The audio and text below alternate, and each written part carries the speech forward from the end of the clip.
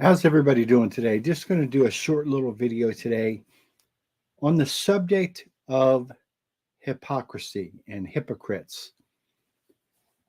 There is no sin that Jesus railed against more than hypocrisy, more than sins of the flesh or theft or extortion. Or Jesus railed against all of these things, but no sin did he rail against more than the sin of hypocrisy. Interesting, the word hypocrisy comes from the word that's pronounced hoop oak ritas. Hoop oak ritas. That's a Strong's 5273. And it means an interpreter or an actor or a stage player. Very interesting word here. Hypocrite means a person who's playing a role, a person who's acting, a person who's not what they pretend to be. And that was absolutely the characteristic of the hypocrite of the Gospels. Let's talk. I'm going to take some information from Bible Gateway. Let's talk about uh, a few topical characteristics of the hypocrite, and then I'll give you some Bible verses as examples. So, one, we see in Job 15:35 that the hypocrite practices deceit. And we see this a lot. And deceit is sometimes they'll tell a half a truth, or sometimes they'll leave a part of the truth out, or sometimes they will just out and out lie. And we see that with some of the attackers, detractors of the four persons. Deceit is the mask of the hypocrite because they're trying to hide their real agenda. They're trying to hide their real self, who they really are at the core. They don't want you to see who they really are. So hypocrites devise, we see that in Job 15:35, and hypocrites practice, we see that in Hosea 11:12. And Jesus talked about hypocrites, and we see some uses in Matthew 23, in Mark 12, in Luke chapter 11. And we'll get to those in a minute. Hypocrites slander. And we see this in Proverbs 11:9. A hypocrite slanders. They attack the motives or characters or actions of other people in a dishonest way. Now, I want to make a differentiation between something that I have to admit that I've been guilty of, and it is something that to be guilty of, but it's different than slander, and that's gossip.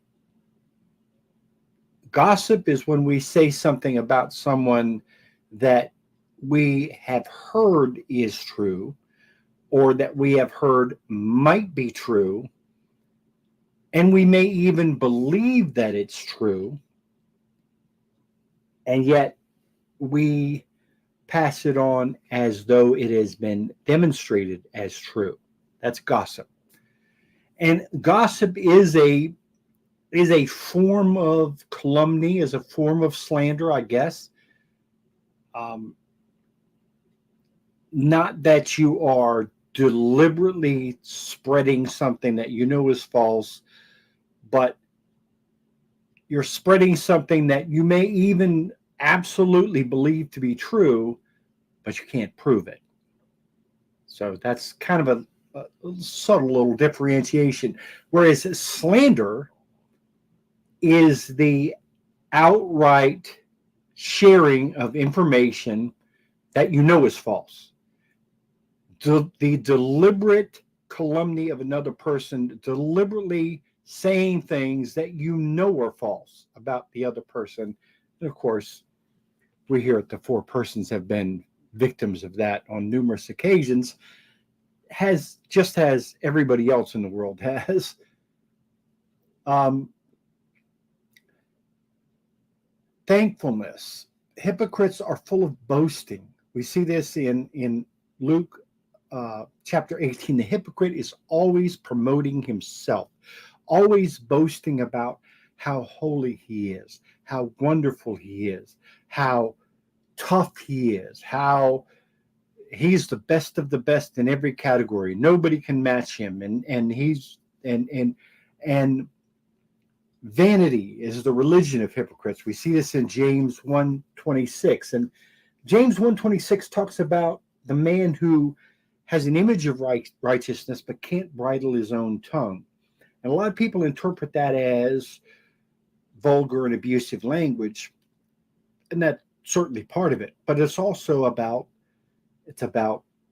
contempt for his neighbor, constantly condemning everyone around him, constantly making everything about him. We see this in narcissistic behavior, where a person always makes themselves either the hero or the victim in every situation. I want to thank my friend Dave Armstrong for that insight. And let me get to some Bible verses here. So I got two from the Old Testament, and they're both from the Catholic Old Testament, and they're both from the book of Sirach. Sirach 129, be not a hypocrite in men's sight, and keep watch over your lips. And Sirach 32:15, he who sets the law will be filled with it, but the hypocrite will stumble in it. Okay? So the hypocrite is the one that Paul rails about in his epistles. Those who follow the law for the sake of the law. Those who follow the law in order to be seen and heard by others. They didn't follow the law for the love of the law. Okay? This is what Sirach 32, let me say this again and repeat it. He who seeks the law will be filled with it, but the hypocrite will stumble at it. See the difference between those who follow the law for the love of law, the love of the law, the faith, and those who follow the law for the sake of their own self-aggrandizement.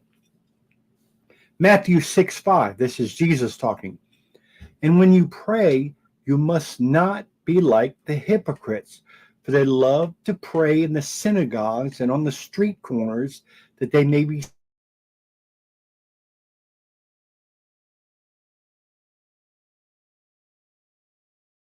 seen by men. Truly I say to you, they have received their reward. It's a very important statement there. The hypocrite has received his reward. Don't expect a reward in heaven if you're a hypocrite. You've already received your reward. If you're praying and blowing a trumpet, waving a flag before you, you've received your reward.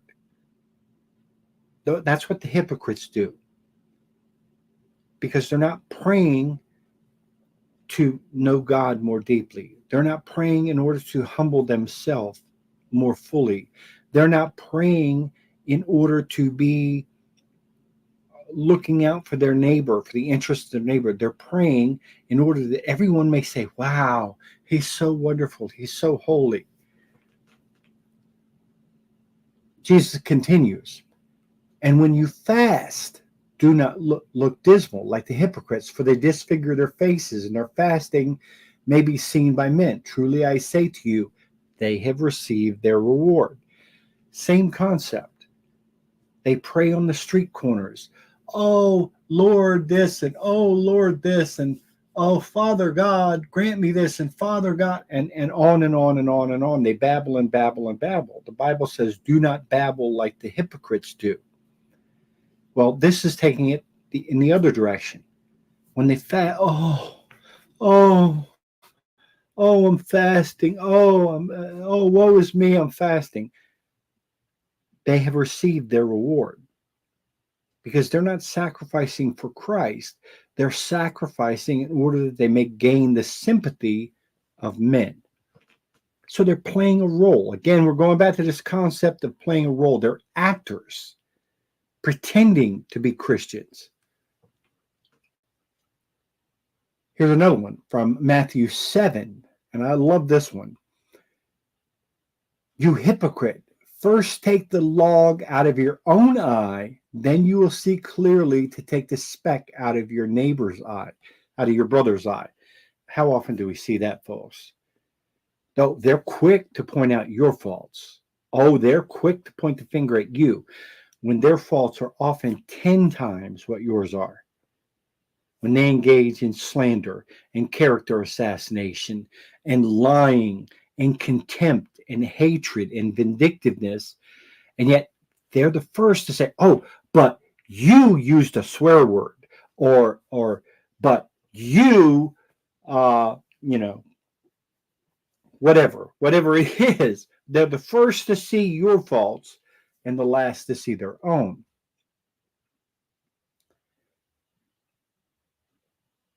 Here's another one. They're filled with malice. They're filled with hatred. Matthew 22:18. But Jesus, aware of their malice, said, why do you put me to the test, you hypocrites? See, they weren't questioning Jesus in order that they may gain knowledge. They were questioning him that they may trip him up. They're always trying to set traps. They're always trying to cause the other person to stumble. They're always poking the bear, so to speak. They're always trying to set traps. They're filled with malice. They want bad things to happen to other people. Another one from Matthew 23. But woe to you, scribes and Pharisees, hypocrites, because you shut the kingdom of heaven against men, for you neither enter yourselves nor allow others to go in. That's another thing about the hypocrite needs to be paid attention to here. The hypocrite's not going to heaven. Make no mistake, the hypocrite is not going to heaven unless he repents. He shuts the door to heaven on himself. Why? Because God can save the sinner you are, but he can't save the saint you pretend to be. First thing you need to do is recognize, as I have, as everyone else in this apostle have, that we're wrecked. We're shipwrecked. We're broken sinners in need of God's grace, in need of God's repentance. See, the hypocrite thinks he's above that. He's above that. Here's another one that emphasizes it even more. The same theme emphasizes it even more. Woe to you, scribes and Pharisees, hypocrites, for you traverse sea and land to make a single proselyte, a single convert, and when he becomes a convert, you make him twice as much a child of hell as yourselves. Folks, how many times have we seen this? How many times have we seen this where a person who has a vicious anti-Catholicism converts someone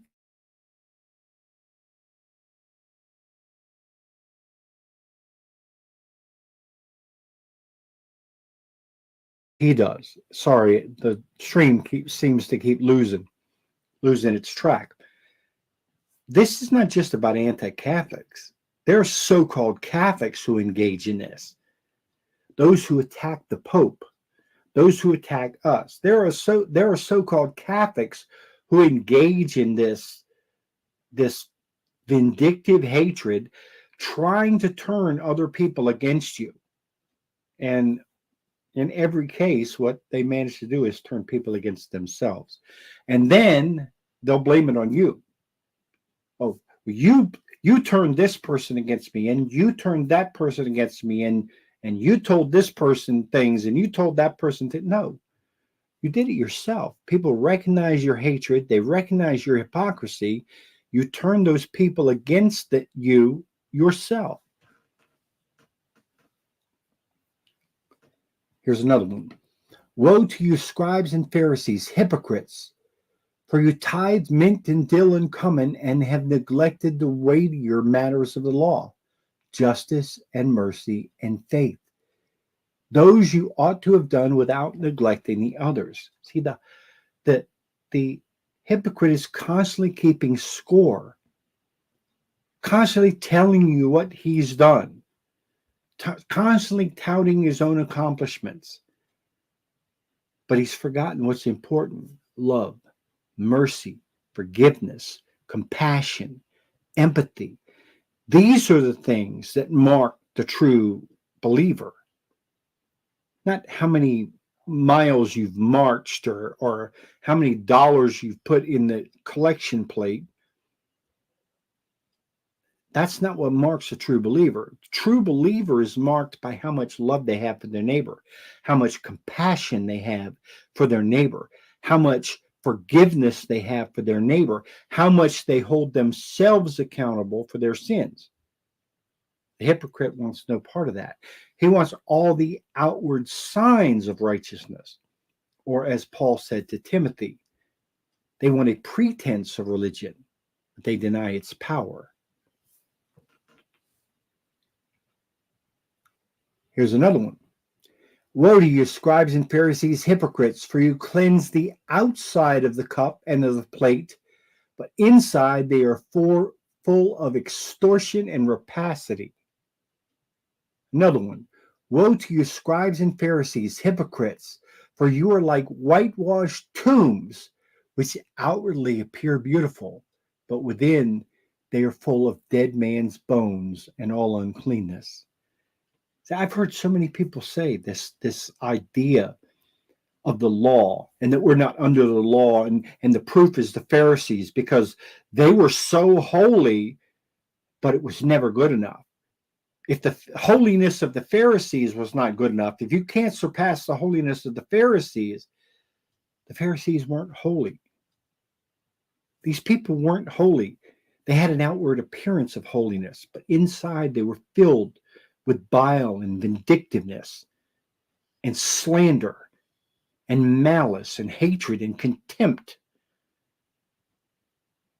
So all of their outward, the paint on the outside of the tomb didn't hide the ugliness inside. Jesus could see the ugliness that was inside. Woe to you, scribes and Pharisees, hypocrites, for you build the tombs of the prophets and adorn the monuments of the righteous. Again, it's all pretense. It's all decoration. It's all cover. Matthew 24:51, and will punish him and put him with the hypocrites, where men will weep and gnash their teeth. Here we have another reminder of where the hypocrite is going. If you're listening to this and you feel personally convicted, good. Take that conviction as fraternal correction before it's too late. If you feel convicted by what you're hearing, good. Because Jesus said the place of the hypocrite is where there's wailing and gnashing of teeth. Because without humility, you cannot be saved. You must come to Jesus as a little child. No one is going to be strutting into heaven like a game rooster. You must fall at the feet of Jesus, admit your own wretchedness, or you can't be saved. He said to them, well did Isaiah pray of you, hypocrites, as it is written, this people honors me with their lips, but their heart is far from me. Sound like anybody you know? Because Jesus says in Matthew 25, I was hungry and you gave me no food. I was thirsty and you gave me no drink. I was naked and you didn't clothe me. I was in prison and you didn't visit me. And people will say, Lord, when did we see you hungry or thirsty or naked or in prison and did not minister to your needs? And Jesus said, listen to this, whatsoever you do to the least of my brethren, the least, the lowest, you do to me. John says, if you say you love him, but you hate your neighbor, You are a liar, and the truth is not in you. Again, if you feel convicted by this message, good. You don't have to admit it to me. Don't have to admit it to me. Don't feel you need to be compelled to tell me that you were convicted by what I say. But go to confession. Go to confession and confess the sin of pride if you feel convicted by this message. Because if you say you love Jesus, but you hate your brother, you are a liar and the truth is not in you. Luke 6:42. Or how can you say to your brother, brother, let me take out the speck that is in your eye, when you yourself do not see the log that is in your own eye? You hypocrite, first take the log out of your own eye, then you will see clearly to take the speck that is in your brother's eye. Right? Jesus is speaking hyperbole here. He did that many times in the Gospels. He told the Pharisees that you strain out a gnat, but you swallow a camel. If you have hatred in your heart towards your neighbor over something this big, while you yourself committed sins this big, this is for you. This is talking about you. Jesus tells a story of two men that owed a debt. One owed a debt, a huge debt. It said he owed 100 talents of gold. Talents is about 100 pounds. This man owed 10,000 pounds of gold, $2 billion worth of gold by today's standard. The king forgave his debt. And he went out and he choked a man that owed $11. Sound like somebody you know? Again, if you feel convicted by this message, good. You don't have to tell me. Just go to confession and get right with God. Luke 12. You hypocrites, you know how to interpret the appearance of earth and sky, but why do you not know how to interpret the present time? Luke 13. Then the Lord answered him, you hypocrites, do not each of you on the Sabbath untie his ox or his ass from the manger and lead it away to water it? These are people who focus on the letter of the law and not the spirit of the law. The spirit of the law is love and mercy and forgiveness and compassion. You don't have these things. If you think your neighbor is dirt underneath your feet because you don't know the struggles that he's gone through, you haven't walked a mile in his shoes. See, we have Terry Delt that belongs to our group, and we have Eric Tafoya, who's basically a partner of our group, and they have the same message because they know what it's like to be in this place. Both of them have served time in prison.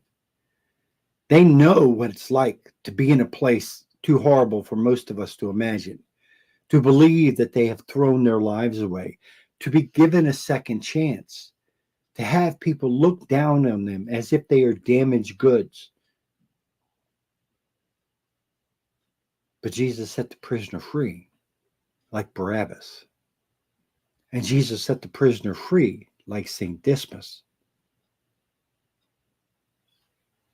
So, if you are so stuck on the letter of the law and not the spirit of the law, then what will happen is you become one of those people who's holding a rock in your hand, ready to hurl it at the woman caught in adultery. Because you see her as nothing but a whore. That's what you see. But then Jesus convicts you of your sin. And you have to drop the rock. He who humbles himself will be exalted. He who exalts himself will be humbled. and the hypocrite will have no part of the kingdom of heaven. Don't forget this, folks. Words to live by. God bless you, and good night.